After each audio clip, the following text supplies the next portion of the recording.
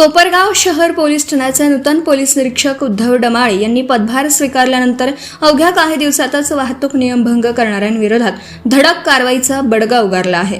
गुरुवार 25 जून रोजी सायंकाळी शहरातील विघ्नेश्वर चौक परिसरात त्यांनी स्वतः रस्त्यावर उतरून वाहतूक शाखेच्या पथकासह विशेष नाकाबंदी व वाहन तपासणी मोहीम राबवली।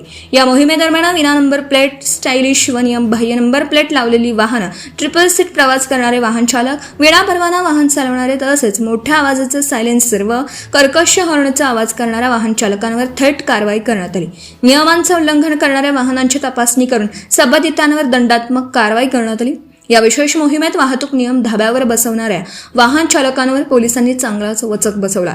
विनापरवाना वाहन चालवणारे, ट्रिपल सीट प्रवास करणारे, विना नंबर प्लेटचे वाहनं, हेल्मेटचा वापर न करणारे तसेच मॉडिफाय सायलेन्सर व कर्कश हॉर्नचा वापर करणाऱ्यांवर कारवाई करण्यात आली।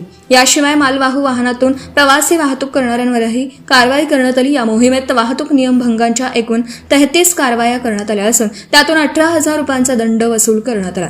तसेच BNS कलम 285 अंतर्गत एका व्यक्तीविरुद्ध स्वतंत्र कार्यवाही करण्यात आली। नूतन पोलीस निरीक्षक उद्धव डमाळे यांनी स्वतः रस्त्यावर उतरून मोहिमेचं नेतृत्व केल्याने बेशिस्त वाहन चालकांमध्ये एकच खळबळ उडाली। वाहतूक नियमांचं उल्लंघन खपवून घेतलं जाणार नसल्याचा स्पष्ट संदेश या मोहिमेतून देण्यात आला असून शहरातील वाहतूक शिस्त सुधारण्यासाठी पोलीस प्रशासनाने कठोर भूमिका घेतल्याचं दिसून आलं। या कारवाईत वाहतूक शाखेचे Digambar Shelar, police head constable Eknath Limbore, Appa Thormishe, Lakare, Dhakra Jorwar Shinde व आरंगळे यांनी सक्रिय सहभाग घेतला।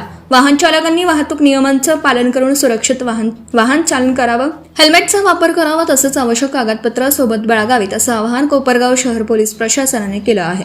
आगामी काळातही अशा प्रकारच्या विशेष मोहिमा राबवून नियमभंग करणाऱ्यांविरोधात कठोर कारवाई सुरूच राहणार असल्याचे संकेत या धडक मोहिमेतून मिळाले आहेत। सम्राट न्यूज साठी संपादक अजय विघे, कोपरगाव।